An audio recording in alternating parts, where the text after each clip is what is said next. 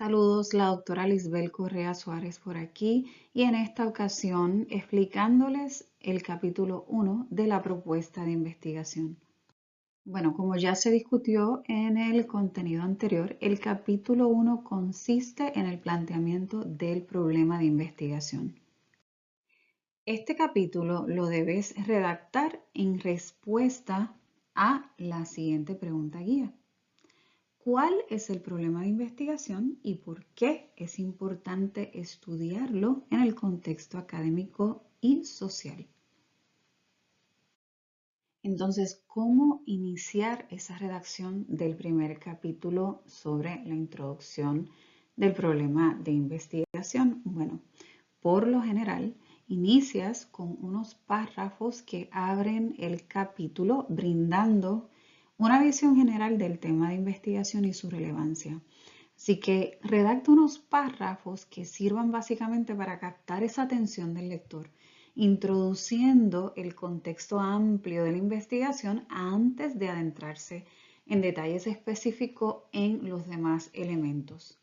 El propósito de este capítulo es introducir el tema y plantear su importancia en el contexto del campo de estudio. Piensa que estás narrando un cuento y estás hablando sobre ese preámbulo del cuento que luego nos pondrá un poco en contexto y nos permitirá comprender lo que sucede. Así que utiliza estas preguntas guías que te muestro en pantalla para poder guiar ese proceso de la redacción de estos párrafos iniciales. Como por ejemplo, ¿cuál es el contexto general de tu tema de investigación? ¿Por qué este tema es relevante en tu campo de estudio? ¿Cómo puedes captar el interés del lector desde el principio? ¿Y qué aspectos claves de la investigación se destacarán en este capítulo? Bueno, es algo que vale la pena responder y en respuesta redactas esos párrafos iniciales. Luego pasas entonces a redactar esa sección de los antecedentes, que son más bien un resumen del desarrollo histórico del tema de investigación. En este caso, debes revisar estudios previos señalando lo que se sabe respecto al tema y destacando aquellas lagunas o problemas que no han sido resueltos. Así que el propósito fundamental de este capítulo es ofrecer ese contexto histórico académico que ha dado forma al problema de investigación o de conocimiento. Así que asegura presentar estudios con una vigencia de no más de 5 años y solo en caso excepcional podrías entonces presentar algunos clásicos o documentos no vigentes. Utiliza entonces estas preguntas guías para ese proceso de la redacción de esta sección de antecedentes. Un ejemplo es, ¿cuál es la historia y el desarrollo de este tema de investigación? ¿Cómo ha evolucionado el problema o el tema en los estudios previos? Y aquí, en respuesta a esta pregunta, es muy importante reconocer y destacar aquellos estudios asociados al tema vigentes, pero que también pongan en contexto la ubicación de ese problema o el estado actual de ese problema de conocimiento, tanto a nivel local como a nivel internacional o global. Otra pregunta es, ¿cuáles son los enfoques más comunes en la literatura relacionada? ¿Y cómo encaja tu estudio en el contexto general de lo que se ha investigado previamente? Utiliza estas preguntas guías para poder desarrollar apropiadamente y correctamente los antecedentes de tu tema de investigación. Otra sección que yo considero que es la más importante y la sección clave de tu propuesta de investigación y dentro de este capítulo 1 es el planteamiento específico del problema de investigación. Es aquí donde enuncias ese problema específico que se abordará en tu estudio. Así que describes por qué este problema es significativo y cómo afecta a la teoría, a la práctica, a la sociedad. Así que, como les mencioné anteriormente, la ubicación es muy importante. ¿En qué lugar está ocurriendo? ¿A quiénes le afecta? ¿Por cuánto tiempo? Aspectos como esos son importantes considerarlo a la hora de describir o plantear ese problema específico. Así que eso permite destacar esa necesidad de la investigación. El propósito básicamente del capítulo es definir claramente que el problema existe y que es meritorio ser investigado, y dentro de ese contexto también establecer que es importante resolverlo. Utiliza estas preguntas guías también para poder hacer ese proceso de redacción de esta sección de problema. ¿Qué problema específico se está abordando con esta investigación?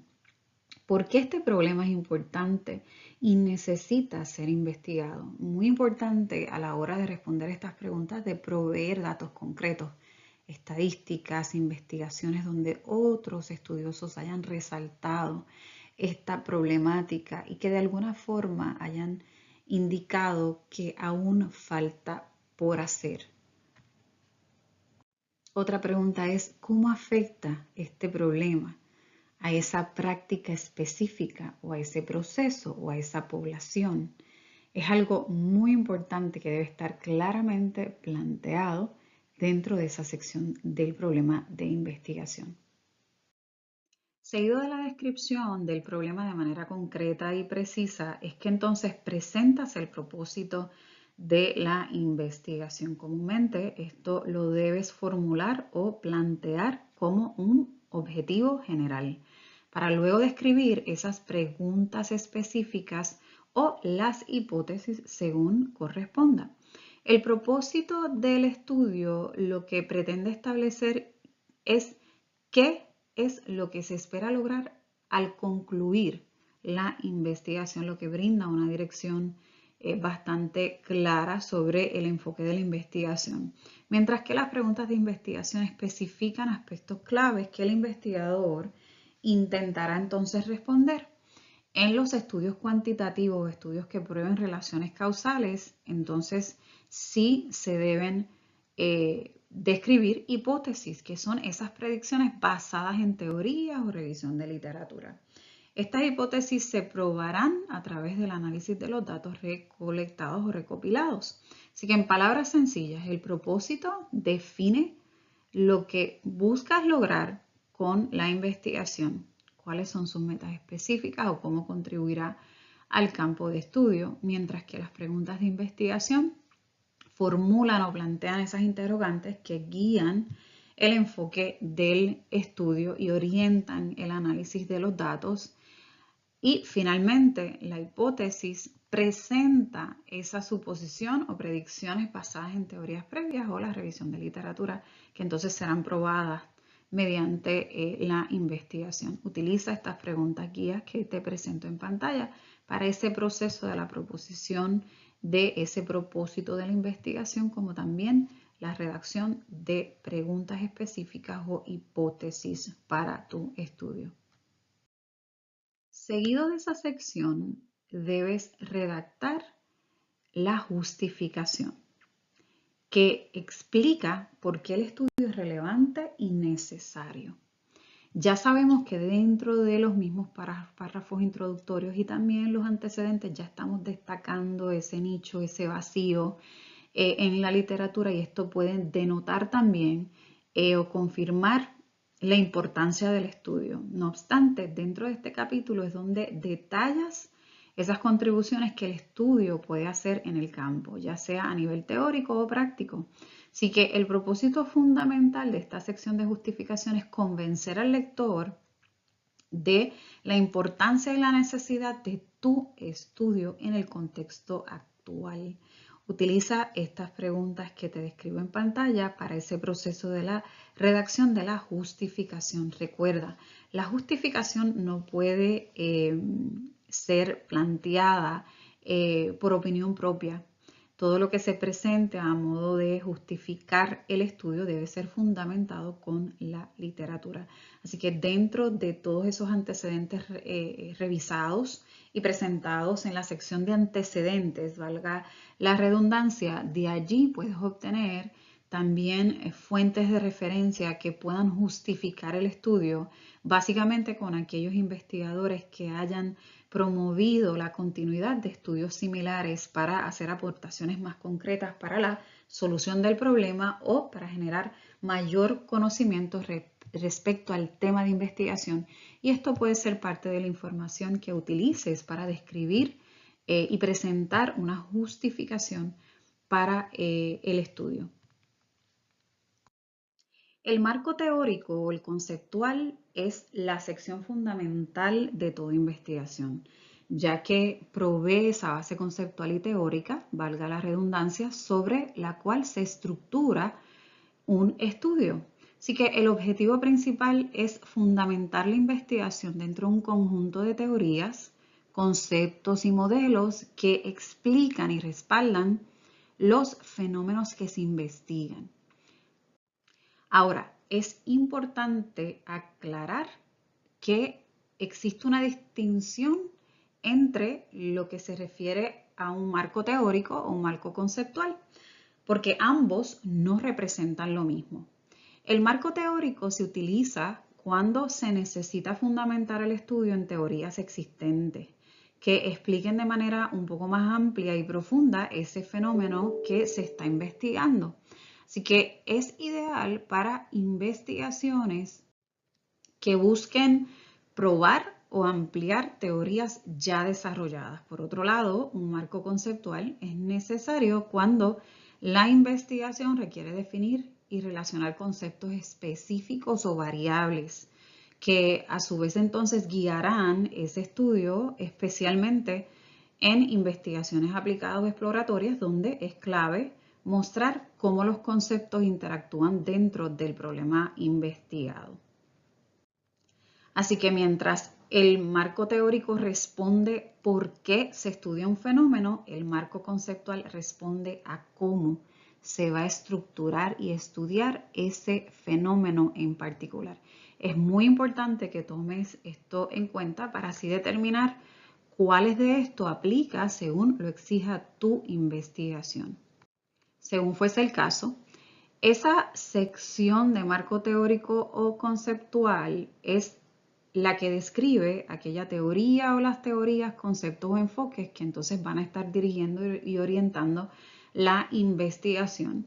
Y es a través de esta que como investigador conectas esos conocimientos existentes y explicas las ideas y las teorías que sustentarán ese análisis y la interpretación de los resultados. En ese caso, el marco teórico influye mucho en el diseño metodológico, como también el marco conceptual, ya que establece las variables, los fenómenos a estudiar y el enfoque del análisis.